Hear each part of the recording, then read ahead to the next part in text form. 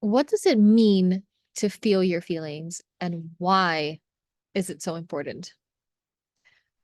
A lot of people, when they think about, okay, I'm going to feel my feelings, it actually looks like wallowing in the feelings, wallowing in self-pity, being sucked in by fear, and just getting lost there in all of the stories and the sensations that come with that feeling. Or when a feeling comes up, they'll immediately start to rationalize it as if feeling the feeling is like, oh yeah, like I struggle with self-pity and sometimes I get lost in fear. Like it's all like a head, a blobby head disconnected from the rest, having a conversation. So what does it actually mean to feel your feelings when we've spent most of our lifetime doing anything but? We'll get distracted on social media, go and hang out with friends. Oh, not that there's anything wrong with anything of that, but when it's coming from a place of running away or shutting down or pulling away from our feelings,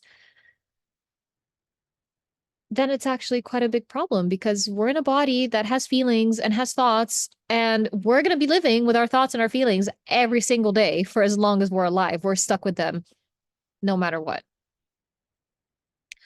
And so, how do we feel our feelings, and why is it so important? So, let's start with the how. How do we feel a feeling?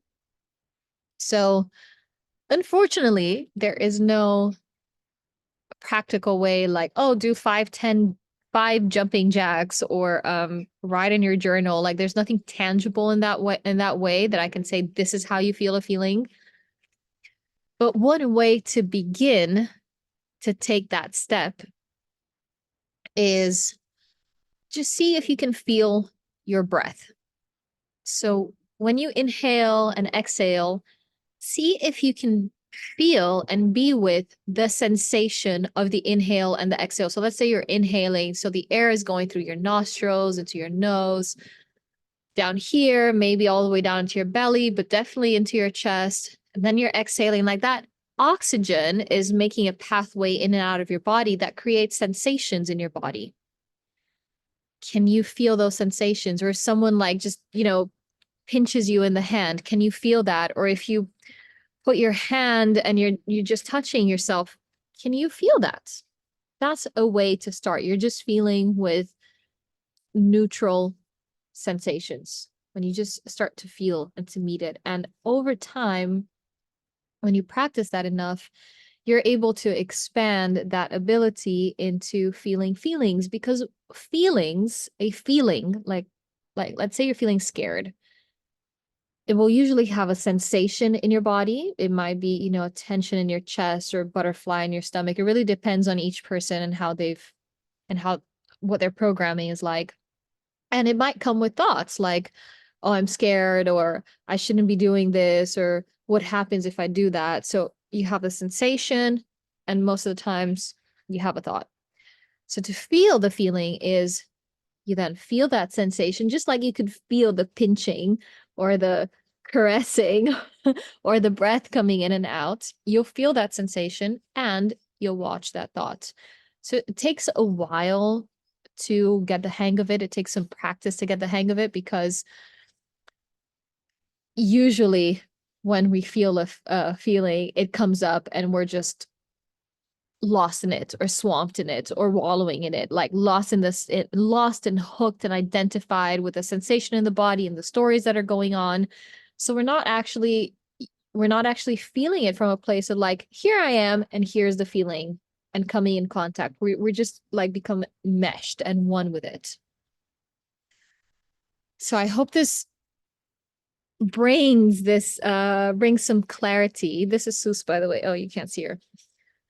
Brings some clarity in terms of like a first step that you can take to feel a feeling is just to feel the sensations, neutral sensations that are already available. You'll know when you're feeling, you're meeting it, you're being with it. You can just feel it. It's like when you breathe in, you can feel your breath. You can feel the sensations it creates. So that's the how to begin with. Now, the why is it so important? It's like I said, you're going to have thoughts and feelings every day for as long as you're alive. You're going to be experiencing stuff. And if you're not feeling those feelings, by definition, if you're not feeling the feelings, they will start piling up inside of you.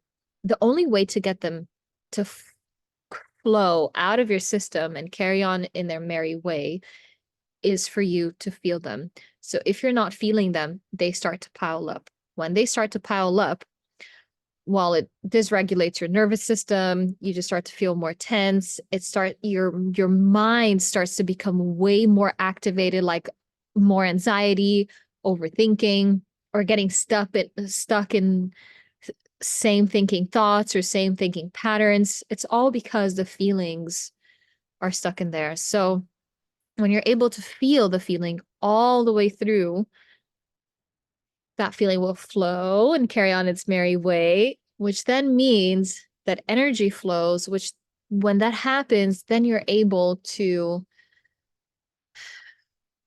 see things more clearly. Your mind is just clearer. Your intuition is easier to listen to and to tap into. It's easier for you to live your daily life in a way that feels deeply meaningful and nourishing and aligned with you.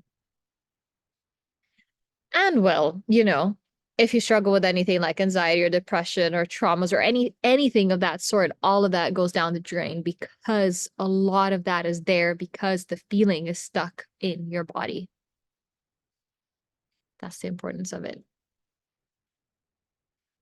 So I hope you understood in this video at least a first step of how to feel and the difference between feeling and wallowing